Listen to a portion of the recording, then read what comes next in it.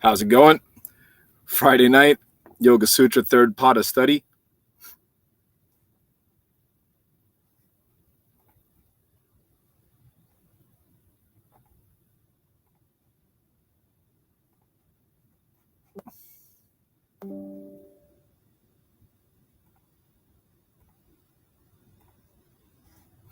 Hey, how's it going? Thanks for joining me. Welcome. The Yoga Sutras are a very concise text to lead to Kaivalya, liberation of the soul from suffering. Let's begin. Sutra 3.1.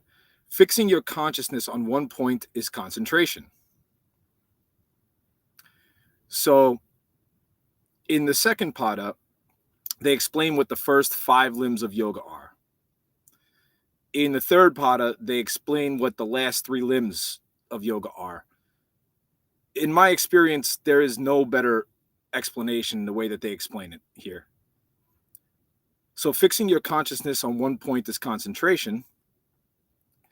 A steady, continuous flow of attention directed towards a single point or object is meditation. 3.3. This one's important. When the object that appears in the eye shines forth in truth and without conceptual judgment, this is samadhi. So of the sutras, some are more important, some are less. There are certain sutras that you have to have, probably like 160 of the 193. These first 3 are definitely 3 that are important. It explains what concentration is, what meditation is, and what samadhi is. Most people say, what is samadhi? Sutra 3.3. When the object that appears in the eye shines forth in truth and without conceptual judgment, this is samadhi. I'll give the second translation for it. When you see reality or the object of meditation for what it is without projecting your own mental properties onto what you view, it's samadhi. Sutra 3.4. When concentration, meditation, and oneness, samadhi, are focused upon one thing, this is called samyama. So when you practice the top 3 limbs together, there's a name for that. It's called samyama. And that's what you're doing with the limbs. You're building up from the lower all the way up to the higher. And the 3 top limbs are said to be more subtle. Sutra 3.5. The light of awareness and insight come to fruition when one masters samyama. So when you master samyama, your intuition and insight are mastered. In Buddhism, they say insight meditation. Sutra 3.6. The practice of samyama is mastered by progressive stages. So when Buddha was asked these questions, he was explaining them to like one person at a time. But this text is put together flawlessly, perfectly, so concise. So it explains all the steps that you need. It doesn't matter which path you take. If you take the Eightfold Path or the 8 limbs of yoga, it doesn't matter. The only difference you're going to find is that they do say samadhi in the Buddhist text, but they also get into jhana. And some people say jhana is specific to Buddhism. But if you reach the higher levels of samadhi, the levels are there. It doesn't matter what name you give them. Dharana, dhyana, and samadhi are more subtle than yama, niyama, asana, and pranayama. Sutra 3.8. I'm studying alone tonight. Nirbija Samadhi is even more subtle than samyama. So Nirbija Samadhi, what is Nirbija Samadhi? Well, if you're going to learn something about Sanskrit, one of the first things you're going to want to learn is nir, N-I-R. Nirvana, Nirodha, Nirbija, Nidra. So you'll see the N-I. It's like a negate. It's like the absence of, right? So Nirbija, nir means without or absence or cessation of, without. Bija means seed. So this is Nirbija means samadhi that doesn't have any kind of a seed.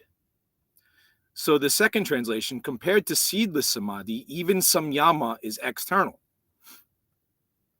3.9. Studying the silent movements between rising and falling subliminal impressions transforms the consciousness toward restraint. Sutra 3.10. Restraining the rising impressions gives birth to an undisturbed flow of tranquility. Why does the world need that? Because if our leaders were in a state of absolute tranquility with no physical attachments, it would be, I've heard Buddhists say the streets would be paved with golds and jewels. I mean, how important is that? When you weaken scattered attention and increase one-pointed attention, you begin transformation towards samadhi. 312. One-pointed consciousness emerges when rising and falling thought processes are in balance. Constant vigilant awareness that goes from one-pointed awareness to no-pointed attentiveness is ekagrata parinama. 313. By mastery of nirodha, samadhi, and ekagrata, the spiritual practitioner undergoes a metamorphosis that affects the elements, organs, senses, body, and mind, bringing one to a stable conscious state. So now they're telling you when you do this, there's literally a physical, elemental, spiritual transmutation that takes place.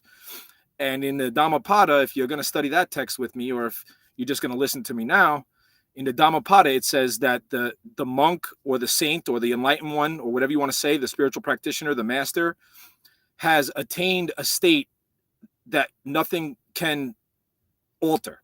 They've retained a permanent state free from suffering. So you'll see that in this text and in that text. Do I think if you're studying this text, you really don't have to study the other Dhammapada, but the Dhammapada has 426 suttas, and they talk about the deathless, they talk about the immortal, and they talk about a lot of other things. So it's definitely helpful. If you master this text and master the 8 limbs of yoga, that's it. You don't need to do the other things. I know I had to study both of them because I was introduced to the Buddhism and I was introduced to the yoga, and it's just my path. I had to study all these different types of religions and, sects and all this other stuff. Hey, thanks for joining. Welcome. You can give a shout out in the message below if you want. Sutra 314. The background essence stays the same in all states. Sutra 315.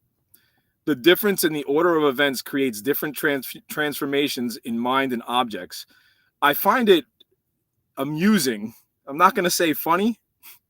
I'm just laughing to keep from crying, I guess.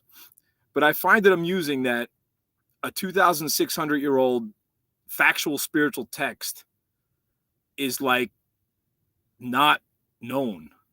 Like how can this not be studied? It says right in the text that if you study this text, you'll be freed from future suffering. Sutra 2-26. So if it says right in the text that if you study this text and practice the 8 limbs of yoga, you'll be free from future suffering, why is it that people don't do this, instead look for other things to stop their suffering? So that would be from lack of knowledge, because the Sutra 2.7, lack of knowledge is the cause of all the suffering in the world. All the suffering you see is caused from lack of knowledge. What knowledge? This knowledge. So what could be more important than this knowledge if this knowledge is the lines of information that we need to end our suffering? That's just how it is. Like that's a fact.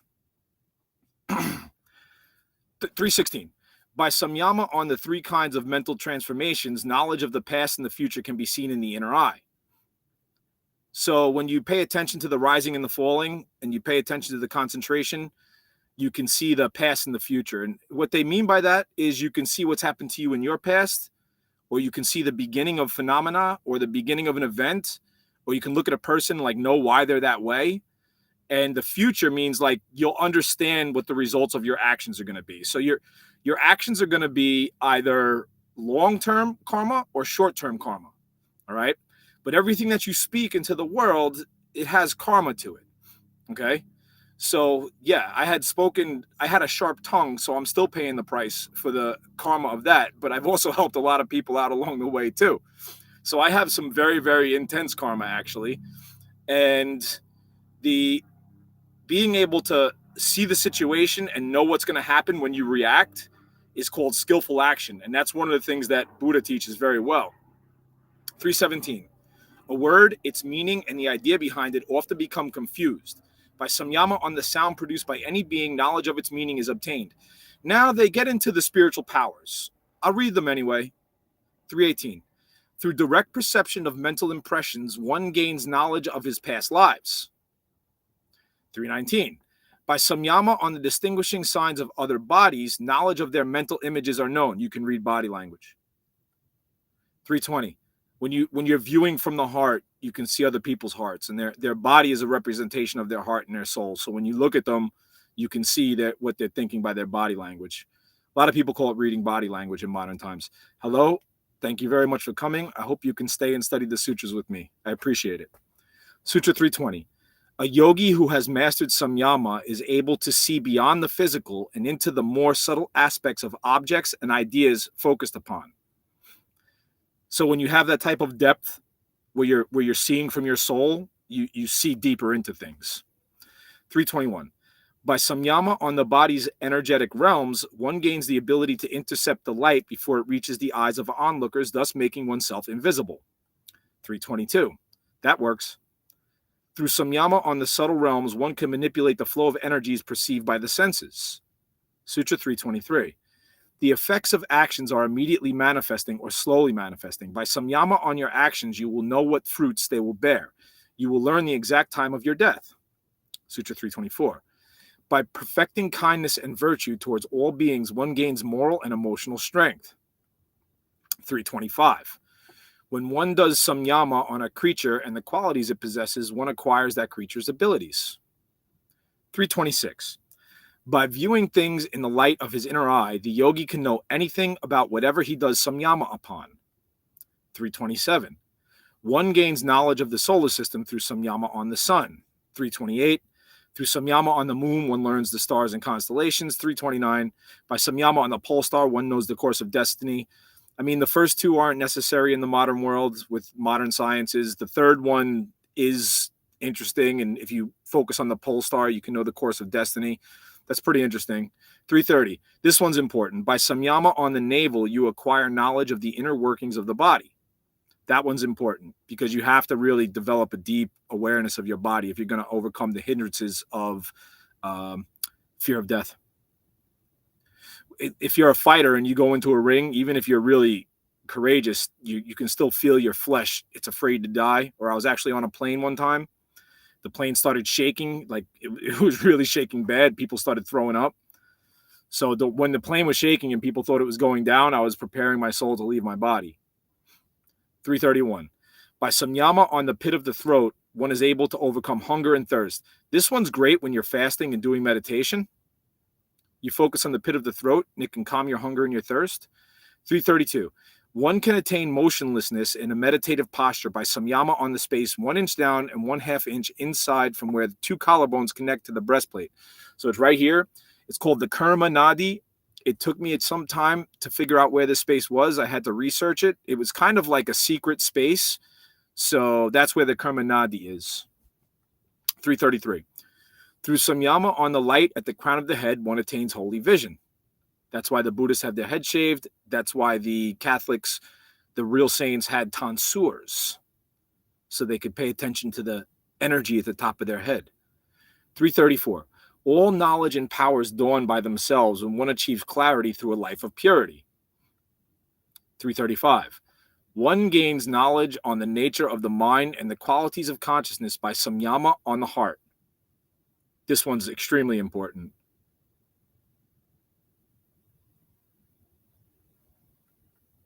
336. Through samyama practice, one is able to differentiate between intelligence and the soul. This one's also important too. You have to be able to differentiate between what is the intelligence and what is the soul. Otherwise, you'll think that you'll get mixed up with your intelligence. So when you're doing your studies, the brain has to turn on. Okay, you can't study, you can't read without the frontal lobe and the physical brain turning on when you're awake. Okay. And when that happens, you should be able to feel your brain when it turns on and starts to do high intellectual processes. When you're meditating, you have to know, okay, my intellect is what's understanding, but my soul is there beneath that, looking at my intellect. But you do have to know the difference between the two. 337. Through the spiritual perception that arises, the yogi acquires design, superphysical seeing, hearing, smelling, taste, touch, feeling, and knowing. 328. In worldly life, these powers are useful, but they are hindrances in spiritual enlightenment. So this is my understanding. you have to be able to have shelter and you have to be able to have food. Okay. Now, when you're going through your life, if you have wise decisions, if you have skillful action, if you're intelligent, you know how to avoid trouble, you know how to make good things, it's good in that type of aspect. But if it's not used to provide space for your meditation and your study and your prayer and your austerity practices, it becomes a hindrance to spiritual enlightenment. Really, you're not supposed to talk about your special powers. If you do experience these higher special powers, you're really not supposed to talk about them. 339. When you are free from earthly attachments and have a full understanding of the workings of the brain, it is possible to will your consciousness into another's body. I don't agree with this sutra. I don't agree with messing with other people's free will. 340. One may levitate over water, swamps, and thorns through mastery over the upward air current. 341. Radiant light and glowing energy comes to surround the body when mastery over the equalizing vital air current is achieved. 342. Clairaudience is mastered by samyama on the correlation between space and sound. 343. One becomes as light as a cotton fiber and is able to travel through space by samyama on the relationship of the body and ether. So there you have it. If you want to be able to fly, you have to meditate on your body and the ether element. 344. The veil covering illuminated wisdom is destroyed by samyama on the correlation of the consciousness inside and outside of the body. This one's important. 344. 345. By samyama on the elements, their mass, gross form, subtle form, interrelationships, and functions, mastery over them is gained. 346. Mastery of the 5 elements brings perfection of the body and leads to extraordinary powers. These powers include the ability to make oneself small and to resist outside forces. I've never made myself small, but I do understand what it is to resist outside forces. Standing, hugging tree meditation. Then this meditation, you build a powerful aura field that protects you from negative energies and transmutes the negative energies. 347. Beauty of form, grace, strength, compactness, and the qualities of a diamond constitute bodily perfection.